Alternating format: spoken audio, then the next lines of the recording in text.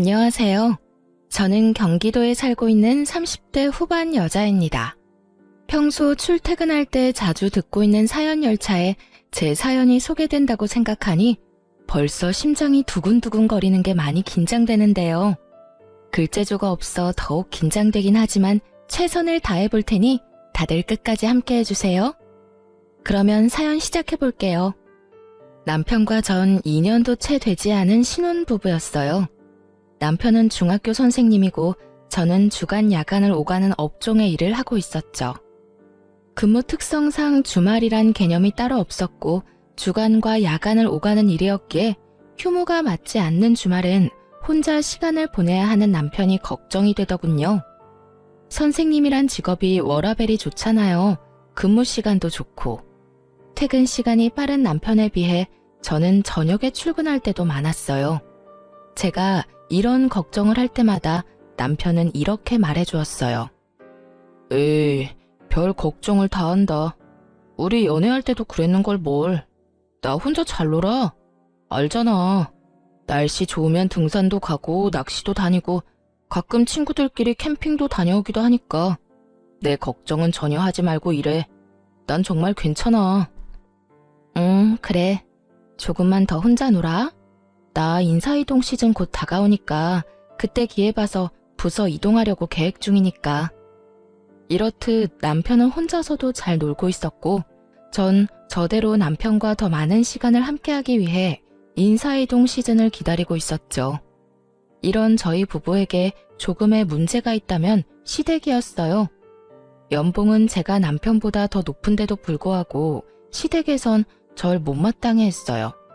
그 이유는 바로 제가 남편과 같은 선생님이 아니란 사실 때문이었는데 그것도 저에게는 참 어이가 없었어요.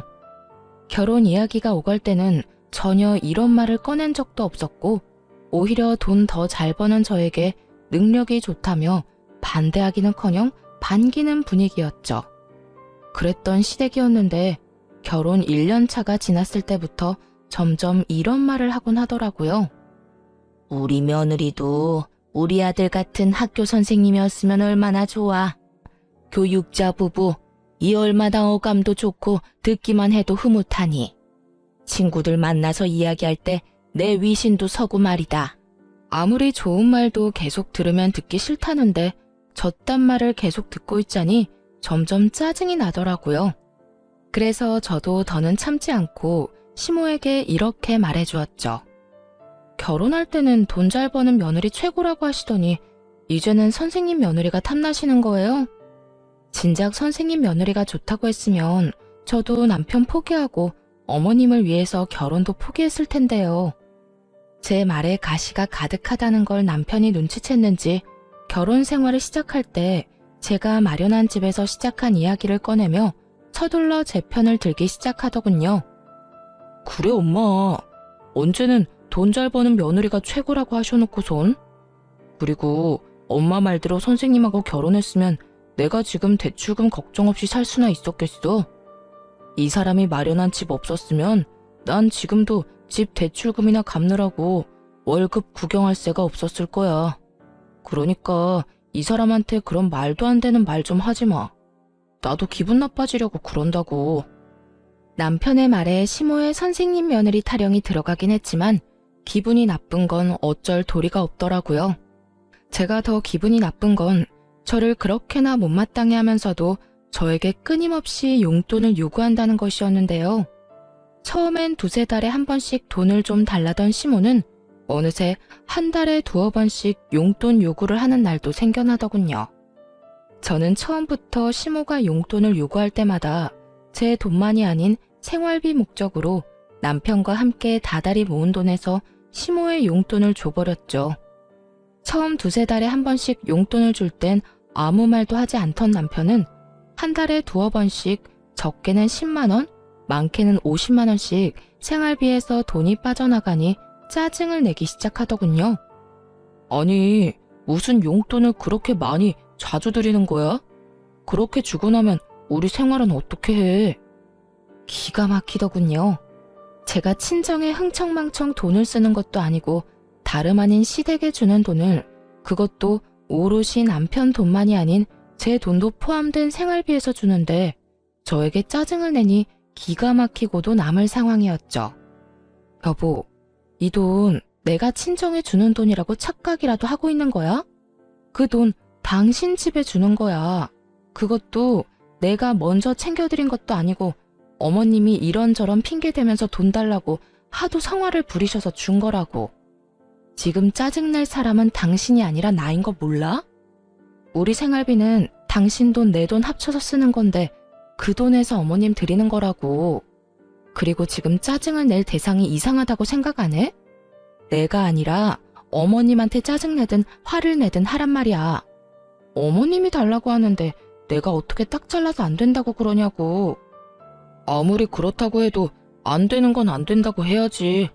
당신은 그런 말도 못해서 어쩌려고 그래? 어떤 날은 치과에 간다고 돈 달라 그러시고 어떤 날은 친구 만나러 가는데 돈이 없다고 돈 달라 그러시는데 어떻게 못 준다고 그래. 그렇게 말하는 당신이 못 준다고 그러면 되겠네. 남들이 들으면 내가 친정부모님께 용돈 퍼다 주고 있는 줄 알 거다. 지금 이 상황에선 당신이 나한테 짜증을 낼 게 아니라 나한테 미안해해야 하는 상황이라고. 생활비에 내 돈도 들어간 거 잊었어? 왜 나한테 짜증을 내? 내가 언제 짜증을 냈다고 그래. 아유, 됐어. 내가 알아서 할 테니까 당신은 아무 말도 하지 말고 있어. 남편은 제 말에 기분이 상해버렸는지 사과 한마디 없이 본인이 알아서 하겠다곤 해버리곤 대화를 끝내버리더군요. 그 후 시모의 용돈 요구는 없어졌지만 다른 식으로 저를 괴롭히기 시작했어요.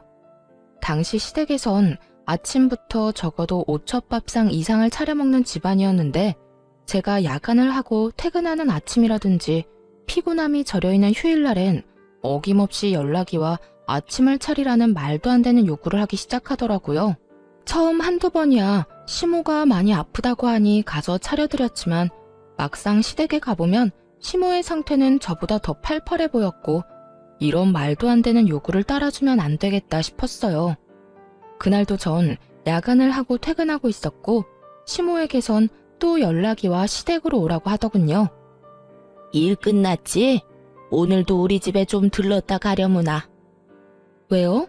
또 손가락 하나 까딱할 힘도 없이 편찮으세요?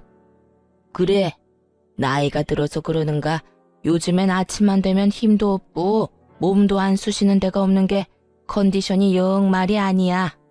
그러니까 얼른 와서 아침 좀 차리려무나.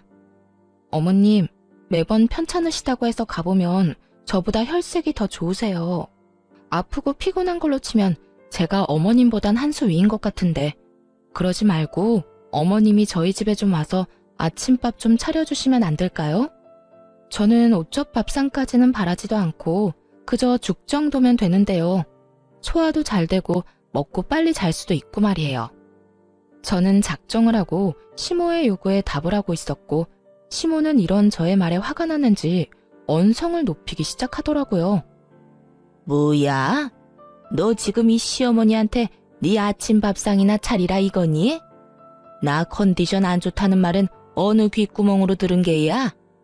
어머님도 아시다시피 저는 방금 전까지 밤새도록 일하다 왔는데 그 컨디션은 제가 더 안 좋지 않을까요? 그러니까 제 밥상 차려주실 거 아니면 앞으로 이런 전화 하지 마세요. 저도 며느리이기 전에 사람이고 저도 힘들고 피곤한 거 알아요. 그러면 저 진짜 너무 많이 피곤해서 전화 끊을 테니 정 몸이 힘드시면 시켜 드세요. 들어가세요. 집에서 가까운 거리도 아니었고 적어도 1시간은 걸리는 거리인데 그저 저를 부려먹기 위해 저러는 것에 더는 노란하고 싶지 않았기에 저는 더욱 단호하게 말하곤 전화를 끊어버렸습니다. 그 뒤로도 시모는 연락이 와 아침밥을 요구했지만 그때마다 전 못 간다는 말과 함께 전화를 끊어버렸어요. 그렇게 시모에 대한 스트레스도 쌓이는데 남편 역시 의심스러운 행동을 하기 시작하더군요.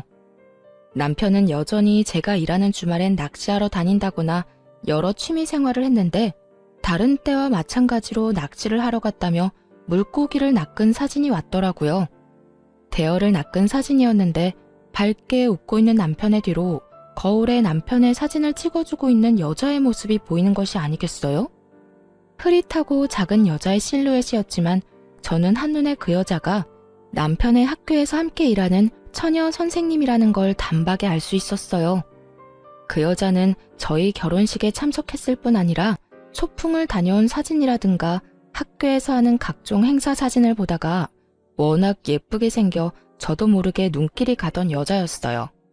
전 바로 남편에게 답장을 해 누구와 갔냐고 물어보았어요. 여보, 또 혼자 갔어? 아니면 이번엔 같이 간 사람이 있는 거야? 학교 선생님들이랑 왔어. 매번 내가 낚시터에 다닌다고 하니까 다들 궁금해하길래 시간 맞는 사람들 맞춰서 같이 왔지. 그래?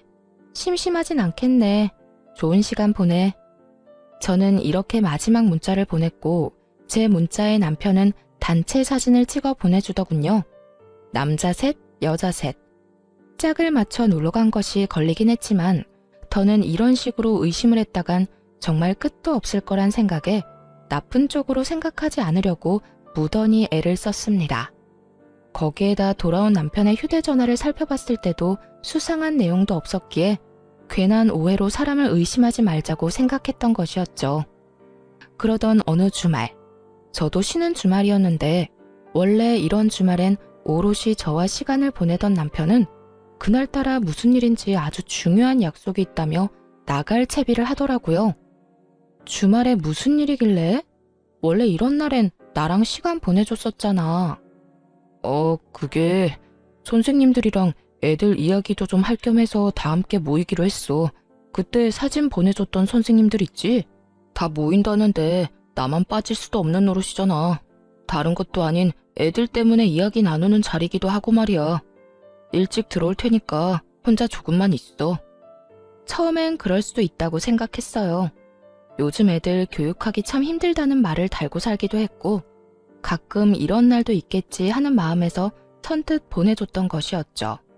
하지만 그런 날들이 많아지는 것도 모자라 평일조차 남편의 귀가 시간이 늦어지며 술에 취해 들어오는 날이 잦아져 결국 전 남편에게 한 소리 하게 되었어요. 여보, 정말 해도 너무한 거 아니야? 요즘 왜 이렇게 늦어? 주말이고 평일이고 할 것 없이 너무 늦잖아. 당신이야말로 너무한 거 아니야? 난 당신 일 때문에 나랑 시간 못 보내는 것도 당신 편의대로 다 맞춰서 다 이해하고 혼자만의 시간도 척척 잘 보내는데 당신은 이런 것도 이해 못 해줘? 내가 선생님들 만나서 노는 것도 아니고 다 일의 연장 아니야. 나라고 뭐 좋아서 이러는 줄 알아? 당당히도 저딴 말을 하는 남편을 보는데 절로 콧방귀가 다 나오더라고요. 일의 연장이라는 사람이 짝 맞춰서 낚시 다니고 캠핑 다니고 허구한 날 술 마시러 다니는 게 말이나 된다고 생각하세요? 제가 본 남편은 그저 늦바람이 난 사람처럼 노는 것에 환장한 사람처럼 보였고 전 제가 느끼는 그대로 남편에게 말해주었어요. 일의 연장? 일한다는 사람이 낚시 다니고 캠핑 다니고 하루가 멀다고 술 마시고 다니는가 봐. 그걸 누가 믿어? 지나가는 사람 아무나 붙잡고 물어봐. 누가 그렇게 생각이나 해주는가? 10이면 10, 100이면 100. 젊은 사람들끼리 모여서 놀러 다니는 거라고 할 거라고. 나는 안중에도 없고 그저 그 선생님들이랑 시간 보내느라 바쁘잖아 요즘. 당신이 내 입장이면 섭섭하지 않겠어? 난 어찌되었든 이렇게까지 자주 모여 놀러 다니는 것도 싫고 하루가 멀다고 술 마시고 늦는 것도 싫어. 당신이 싫다고 하면 내가 안 해야 해? 그리고 섭섭?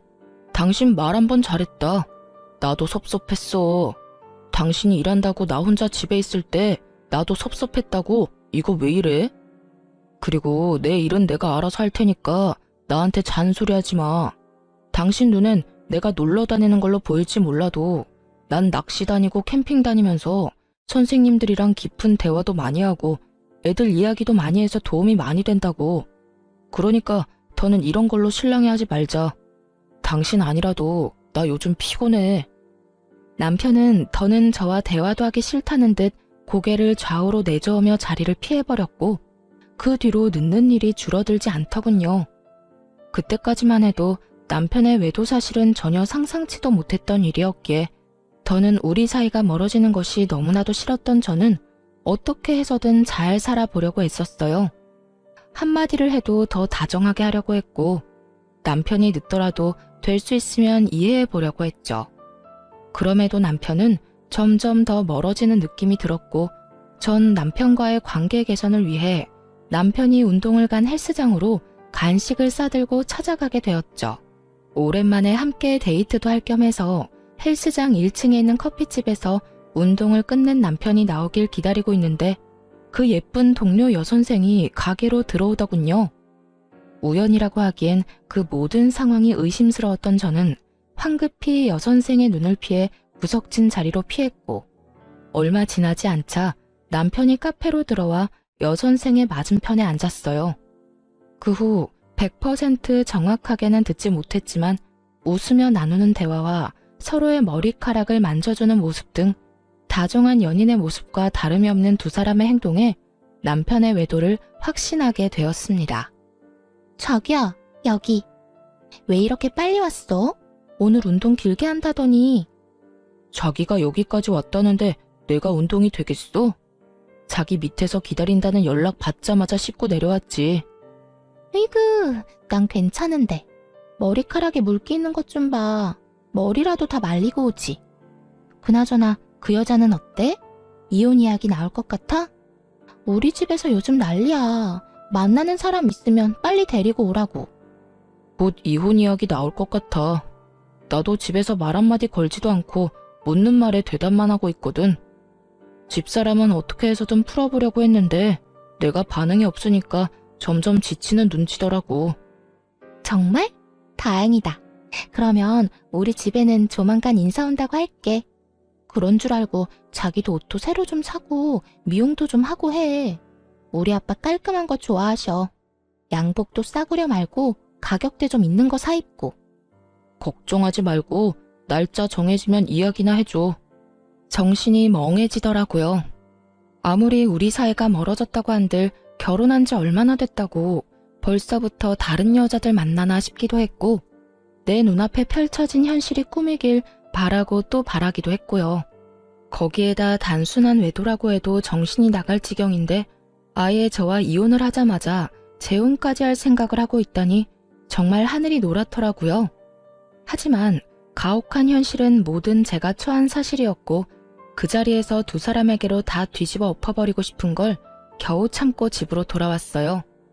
그날 밤 몰래 남편의 휴대전화를 살펴본 결과 여전히 남편의 휴대전화는 깨끗했고 전 잠든 남편의 차 열쇠를 찾아 블랙박스를 살펴보았어요. 휴대전화는 다 지웠더라도 블랙박스는 어찌하지 않았겠지 싶었거든요.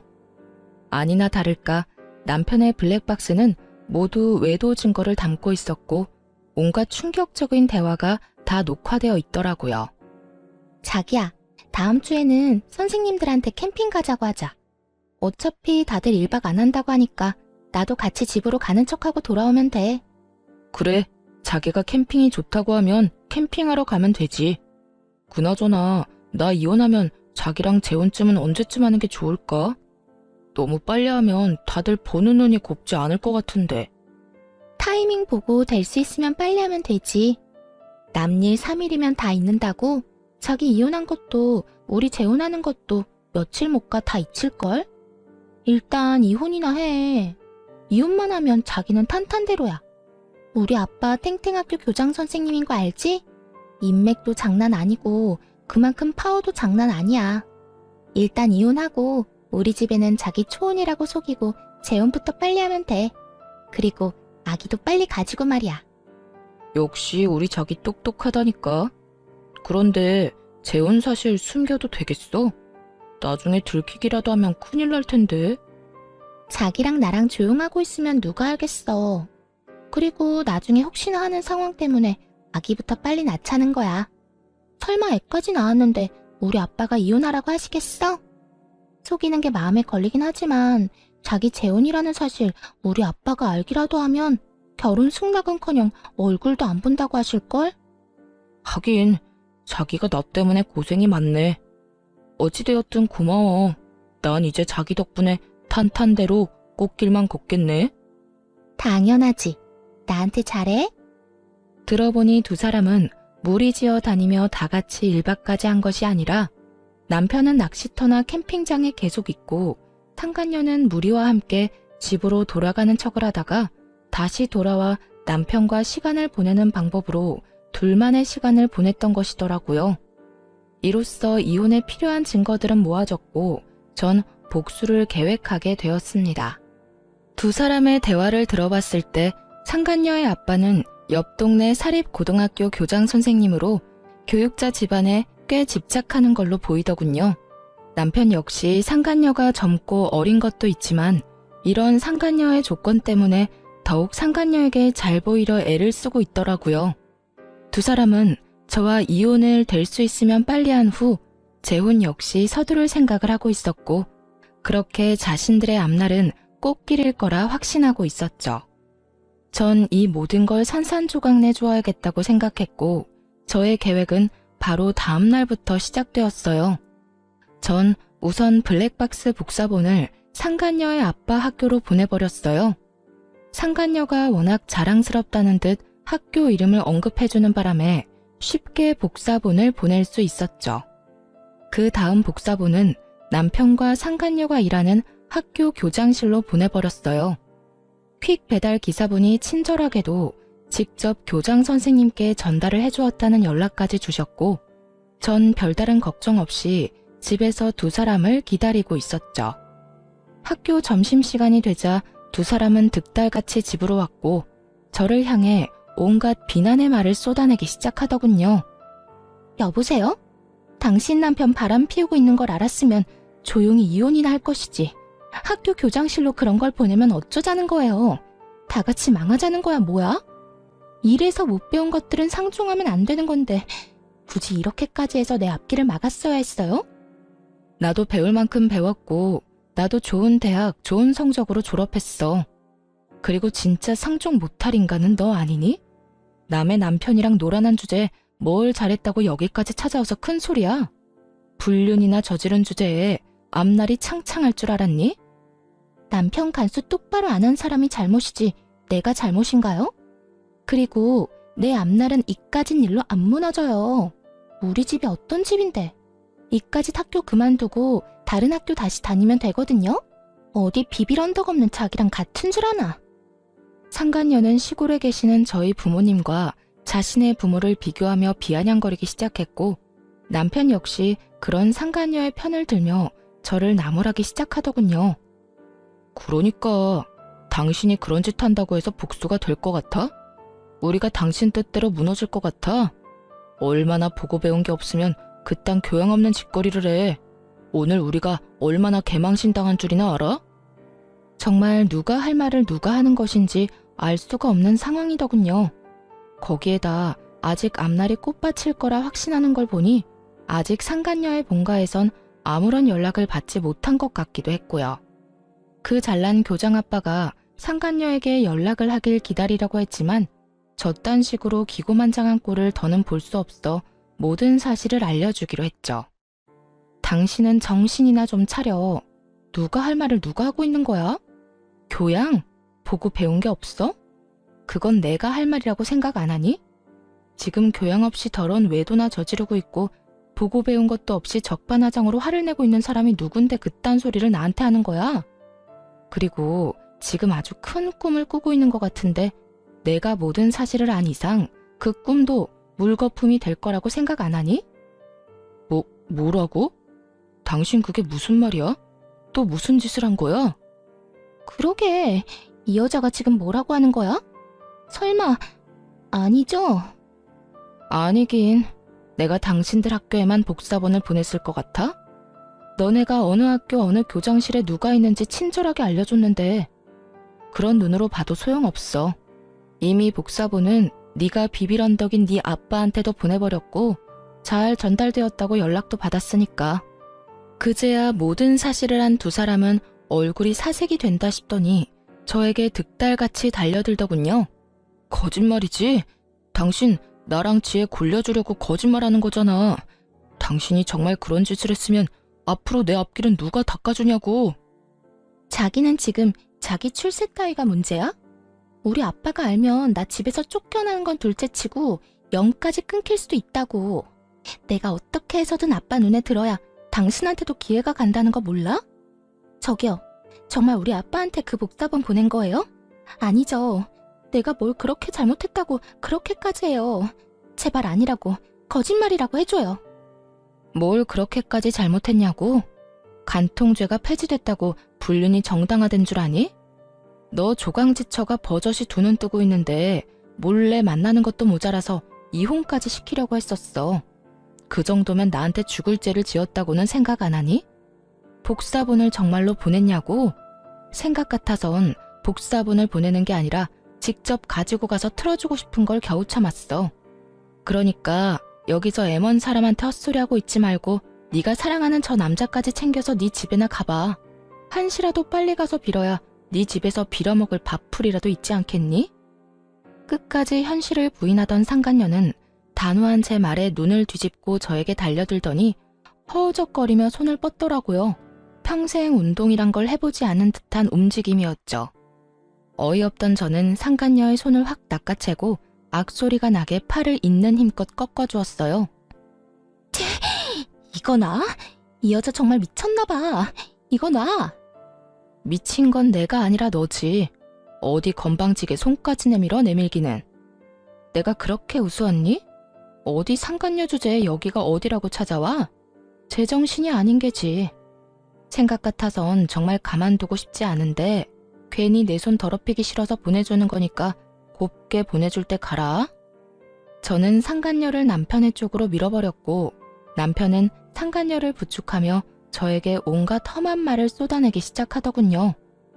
당신 정말 제정신이야? 배웠다는 사람이 왜 이렇게 무식하게 굴어? 이러다 어디 크게 다쳤으면 당신이 책임질 거야? 내가 좀 밀었다고 크게 다칠 정도면 걔는 걸어다니지 말고 병실에 누워있어야 하는 거 아니니?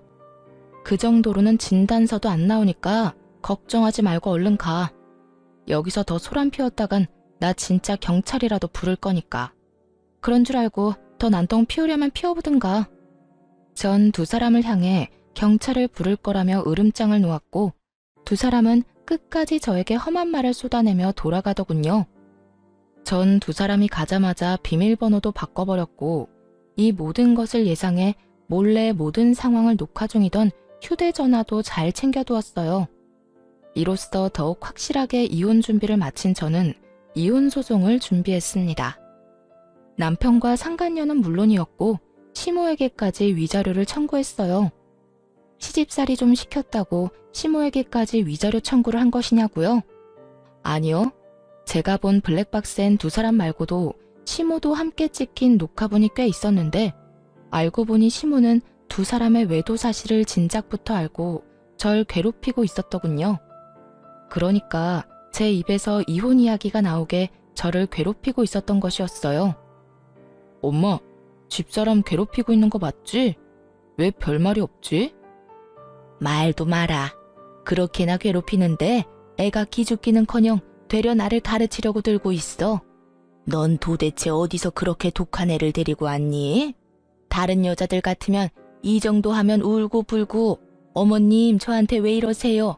말 정도는 나와야 할 텐데 네 집사람은 도리어 나한테 싫다. 앞으로 이런 거 시키지 말라고 하더라. 내가 기가 막혀서. 그래서 더 괴롭히지도 못한다는 말이야? 그러면 내가 그냥 이혼하자고 해야 해? 내가 이혼하자고 해도 집사람 안 해줄 텐데. 어이구 걱정하지 마. 이 엄마가 다 알아서 할 테니. 우선 네 할아버지 제사 다가오는 거 알지? 그때 불러서 일단 마음껏 부려먹으려 하고 있어. 그런데 우리 제사 안 지내잖아. 그러니까 더 화나는 거지. 이때까지 한 번도 지낸 적 없었던 제사를 갑자기 지낸다고 하면서 부려먹으면 더 화나지 않겠니? 다른 사람도 아닌 할아버지 제사라는데 안 올 수도 없을 테고. 그쯤 되면 시집살이도 그런 시집살이가 없다는 생각이 들면서 그냥 확 이혼하고 싶을 테니 조금만 기다려. 이야, 대단하네 우리 엄마. 고마워 엄마. 내가 재혼해서 잘 풀리면 엄마한테 정말 잘할게.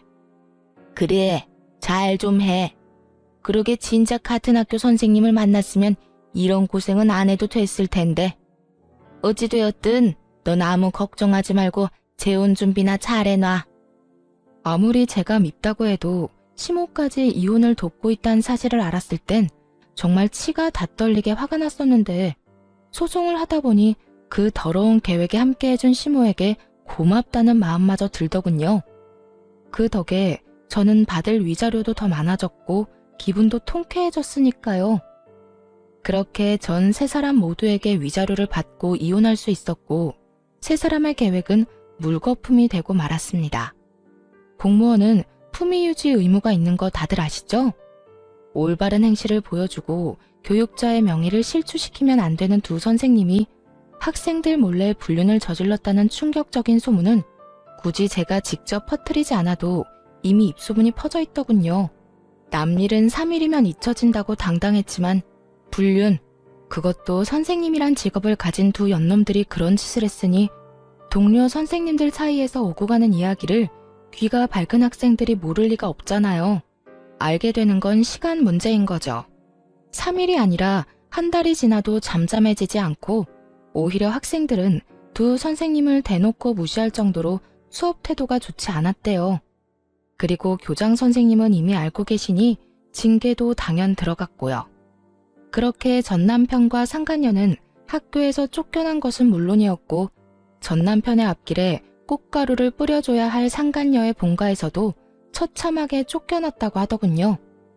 전 시모는 빚을 내서 저에게 위자료를 준 것도 모자라 선생님 아들과 선생님 며느리가 아닌 백수 아들과 백수 며느리를 꼼짝없이 데리고 살아야 하는 상황이라고 하더군요.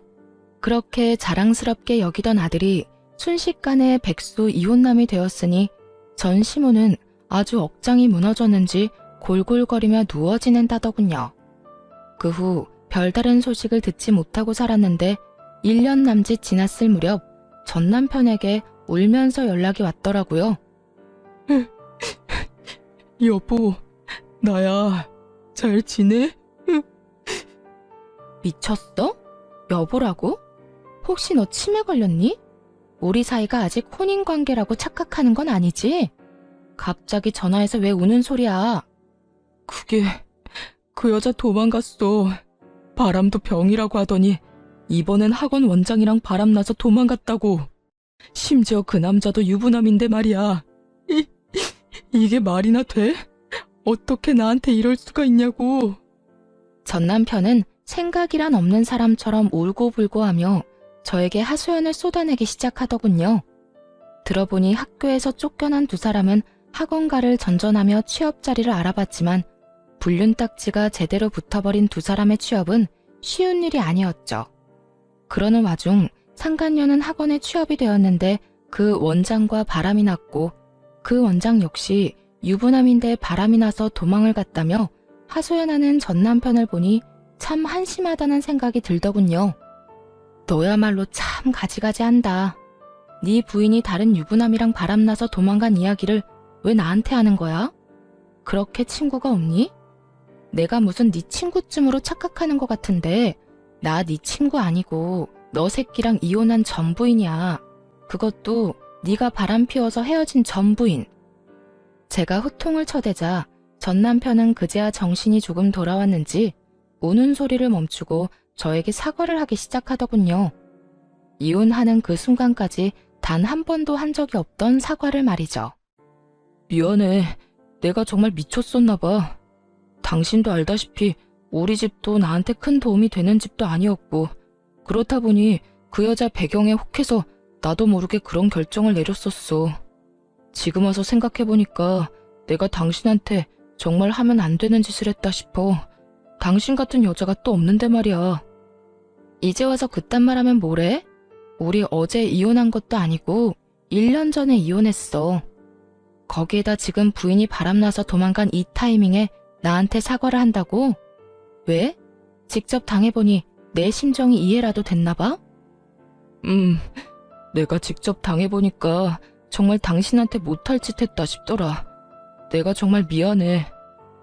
전 남편은 우물쭈물 말꼬리를 흐리며 말을 아낀다 싶더니 결국 준비한 말을 꺼내기 시작하더군요.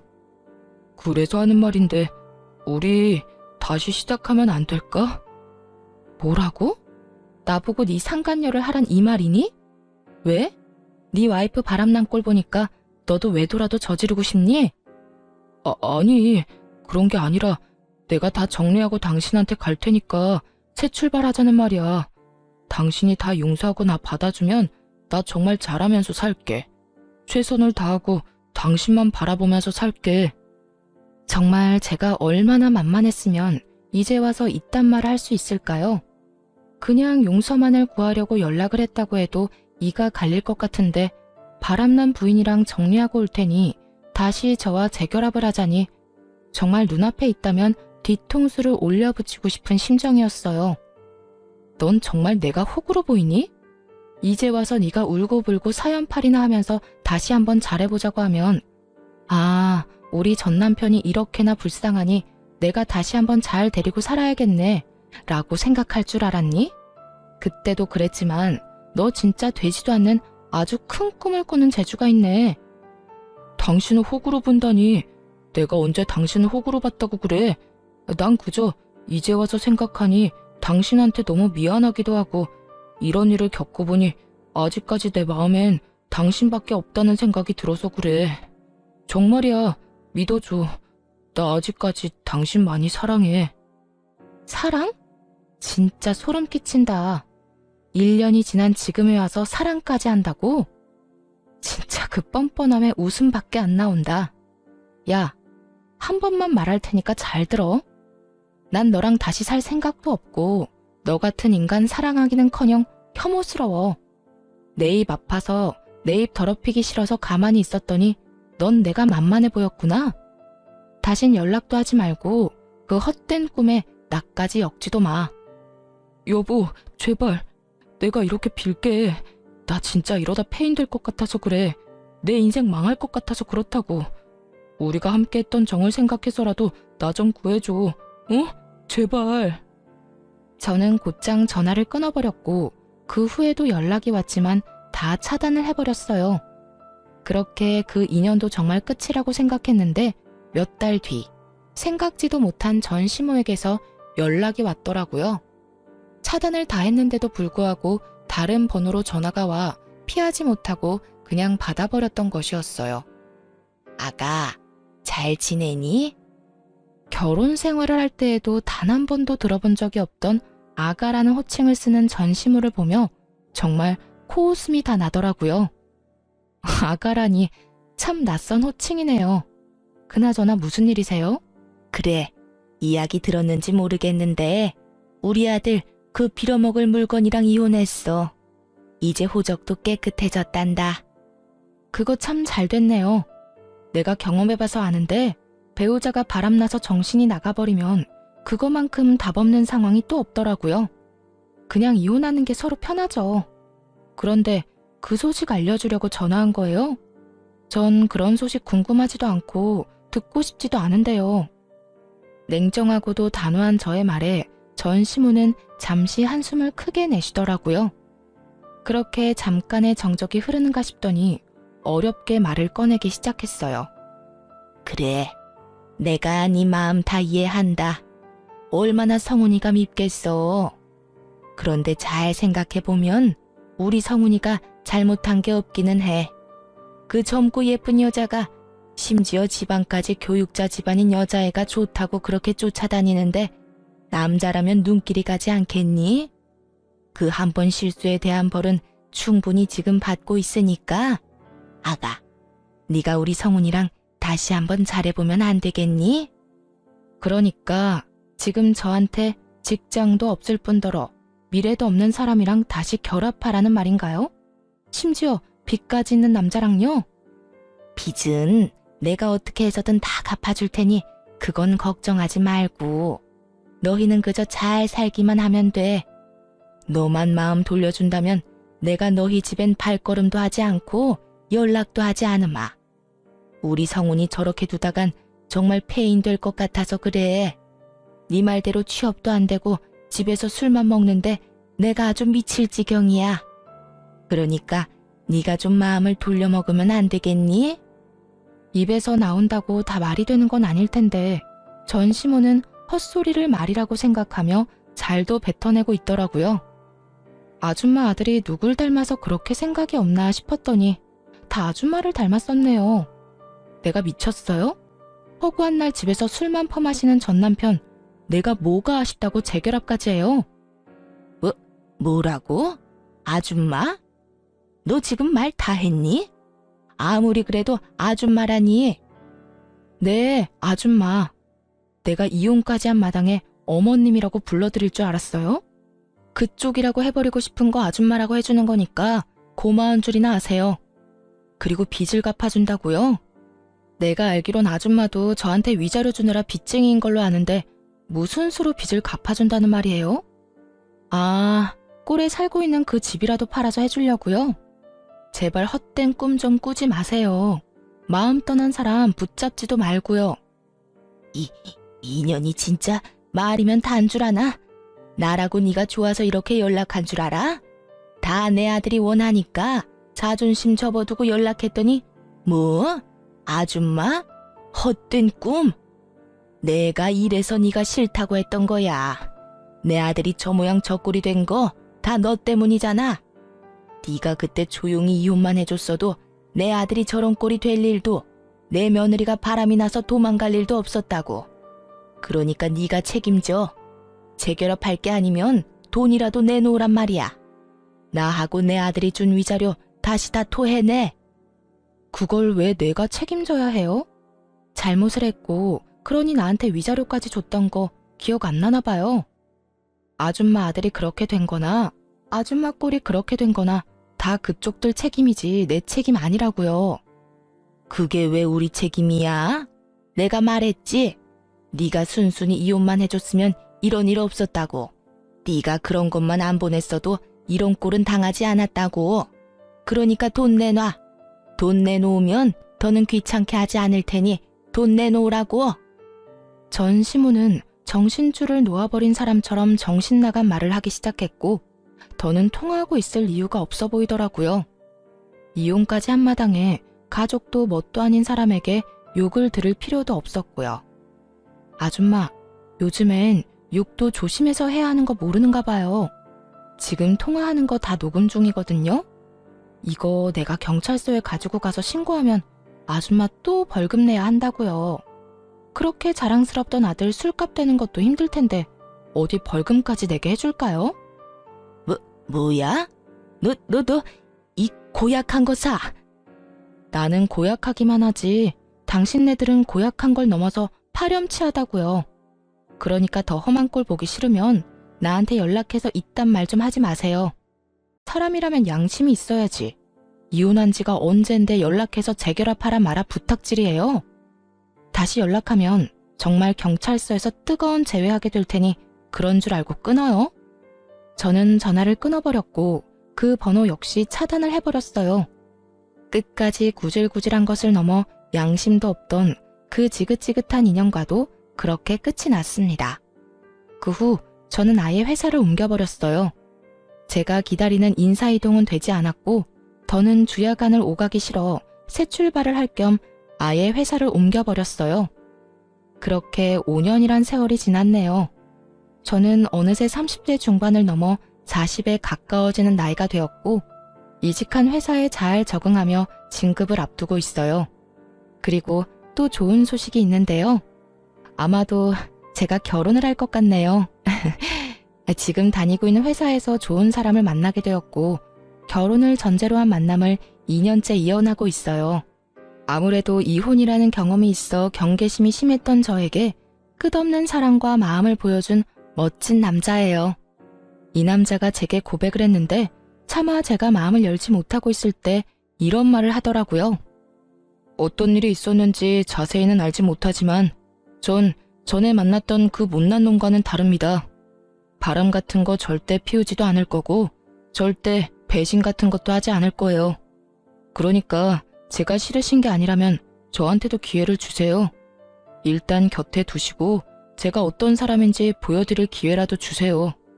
그렇게 곁에 둬보고도 제가 아니라고 하면 저도 군말 없이 물러나겠습니다.